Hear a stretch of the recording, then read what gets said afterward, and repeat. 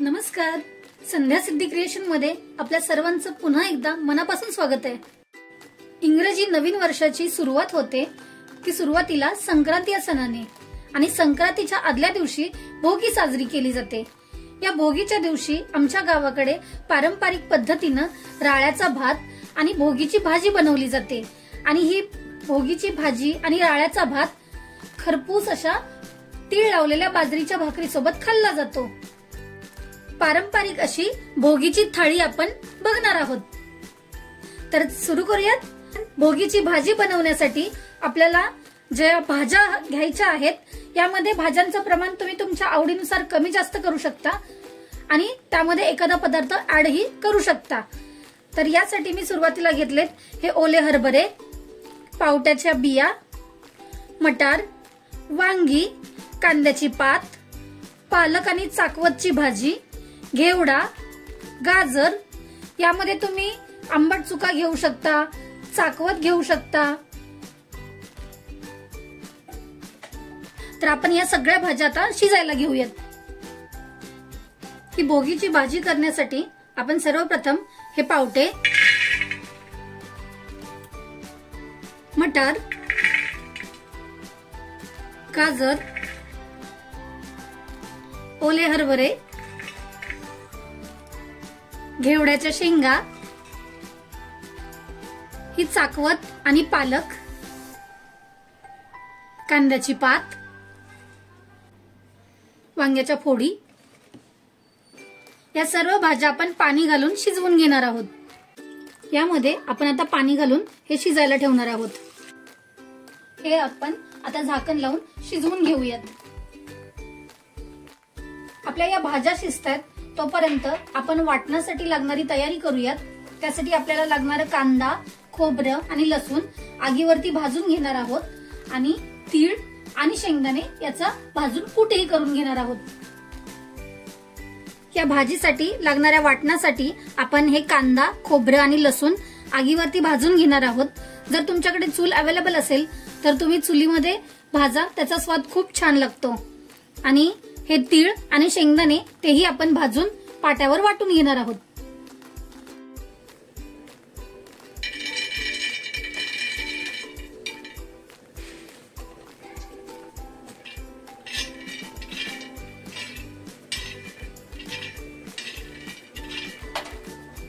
आपले शेंगदाणे भाजलेले आहेत, आपण आता हे शेंगदाणे काढून घेऊयात। यामध्येच आपण आपले तीळ तेही भाजायला टाकणार आहोत।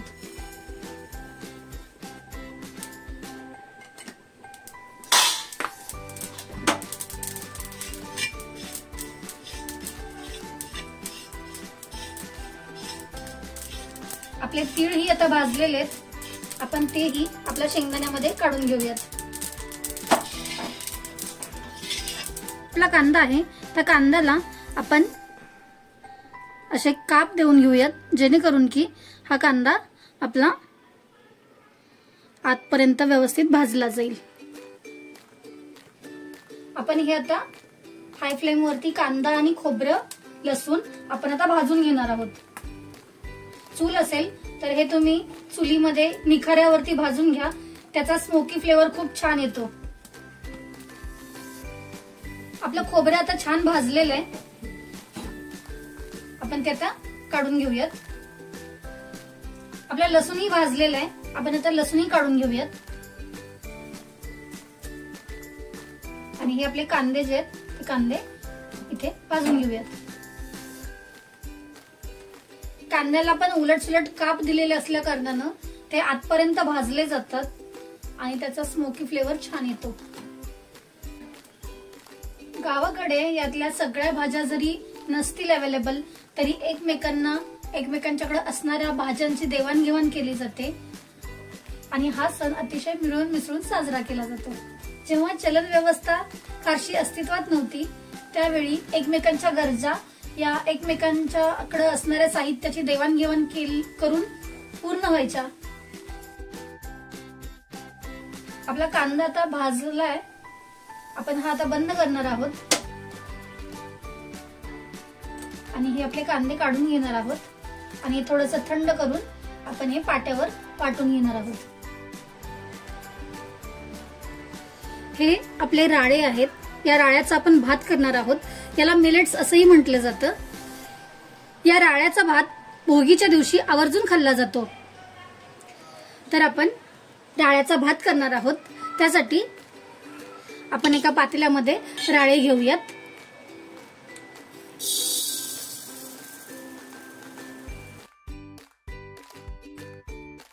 हे राळे आपल्याला स्वच्छ 2 पाण्याने धुवून घ्यायचे.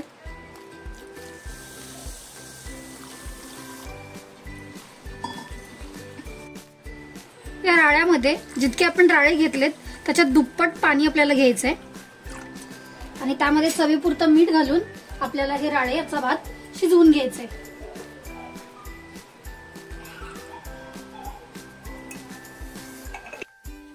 आपण आपले तीळ आणि हे शेंगदाणे वाटून घेऊयात.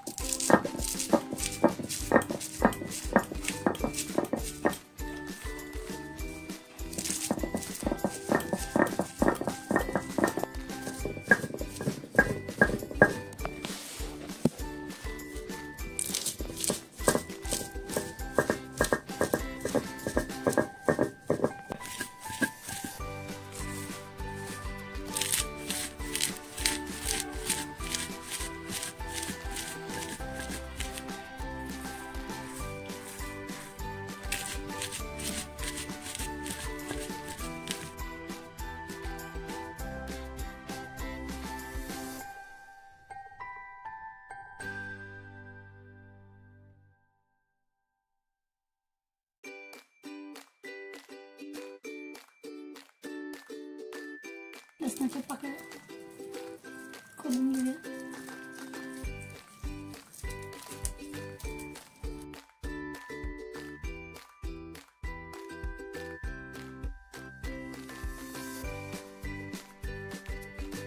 या वाटणामध्ये लसणाची पात ही आवर्जून घातली जाते.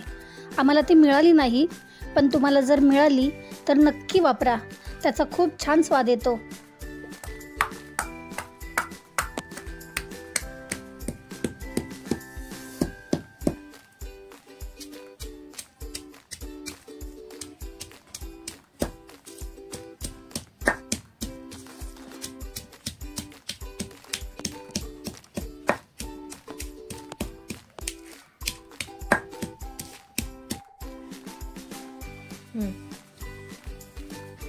त्यामध्ये आपण हे कोथिंबीरीचे देठही घालणार आहोत.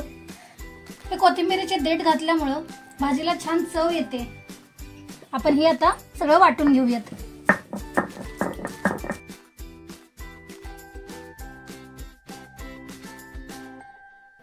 यामध्ये वाटताना आपल्याला गरजेनुसार थोडंसं पाणी टाकायचं आहे, जेणेकरून की हे चांगलं बारीक वाटलं जाईल.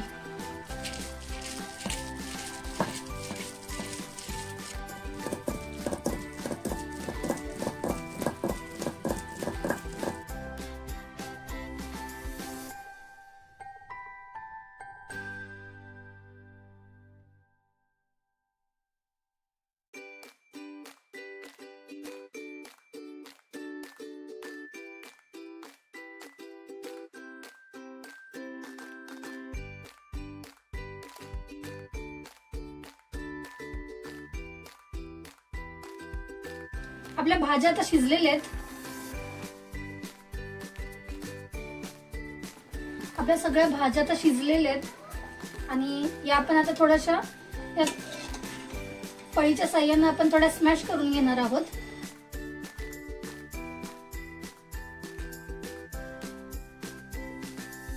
आणि आपण जो तीळ आणि शेंगदाण्याचा कूट केलाय तो कूट आपण त्याच्यामध्ये टाकणार आहोत.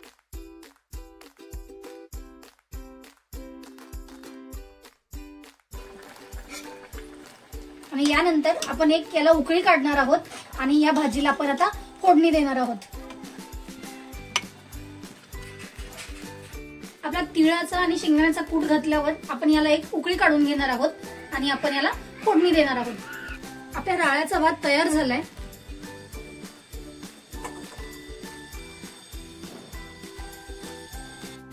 त्या भाजीच्या फोडणीसाठी आपल्याला रेग्युलरचे मसाले लागणार आहेत आणि त्यासाठी आपण वापरणार आहोत मोहरी, जिरं, धना पावडर, कांदा लसूण मसाला, काश्मीरी लाल मिरची पावडर, हळद आणि हिंग। यामध्ये कांदा लसूण मसाला हा घरचा असल्यामुळं यामध्ये आम्ही कोणताही गरम मसाला वापरत नाही। आणि फोडणीसाठी तेल आणि थोडासा कढीपत्ता। तुमच्याकडे जर कांदा लसूण मसाला नसेल तर तुम्ही तुमच्याकडे जो अवेलेबल असेल मसाला तो आणि गरम मसाला वापरू शकता।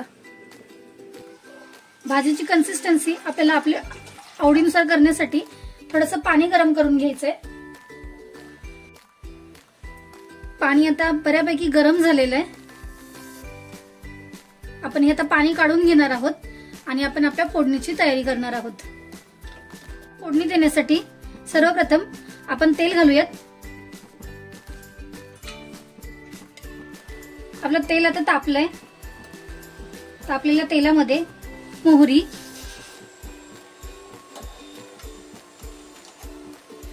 चांगली तडतडली की आपण यामध्ये जिरे,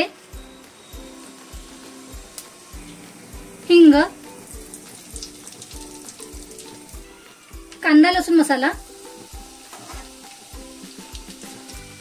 काश्मीरी मिरची पावडर, हळद, कढीपत्ता, आपण जे कांदा खोबऱ्याचं वाटण केलं आहे ते कांदा खोबऱ्याचं वाटण,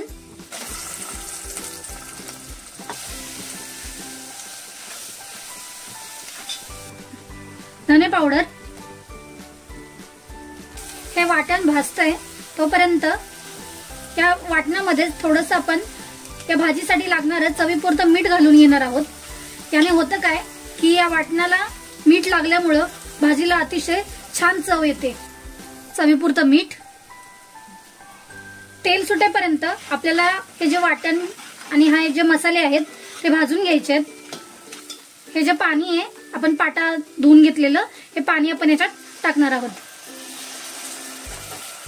आपल्याला तेल सुटेपर्यंत हा मसाला भाजून घ्यायचा आहे।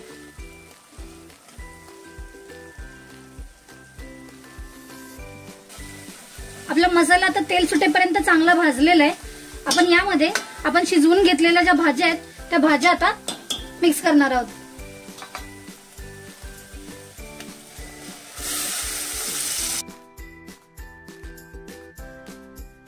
आपल्या गरजेनुसार त्यात पाणी घालायचंय। आपण जे पाणी गरम करून घेतलं होतं ते पाणी आपण यामध्ये घालणार आहोत।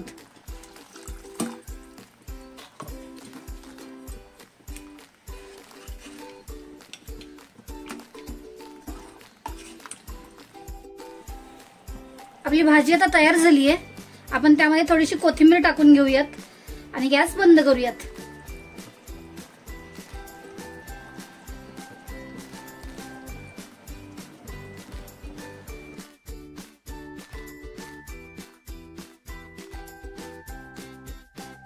तीळ लावलेली बाजरीची भाकरी करण्यासाठी आपल्याला लागणार आहेत तीळ, बाजरीचं पीठ, चवीपुरतं मीठ आणि पाणी।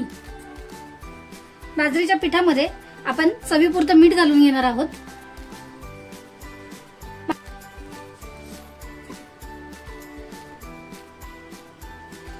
थोडं थोडं पाणी घेत आपल्याला हे पीठ मळून घ्यायचं आहे।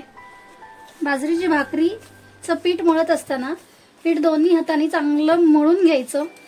जेवढं पीठ मळून घेऊ तेवढी आपली भाकरी ही मऊ होते आणि भाकरी खायला छान लागते।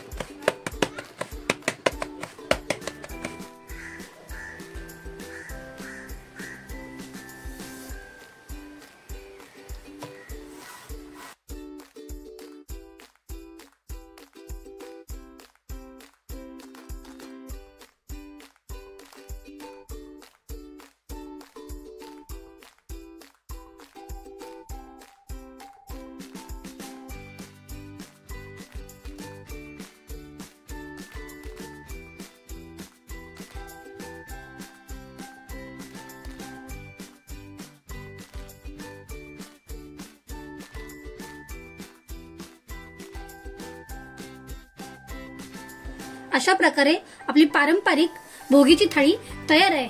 व्हिडिओ आवडल्यास लाईक करा, शेअर करा आणि कमेंट्सही करा। आणि अजून चॅनलला आपल्या सबस्क्राईब केलं नसेल तर सबस्क्राईब करायला अजिबात विसरू नका। थँक्यू।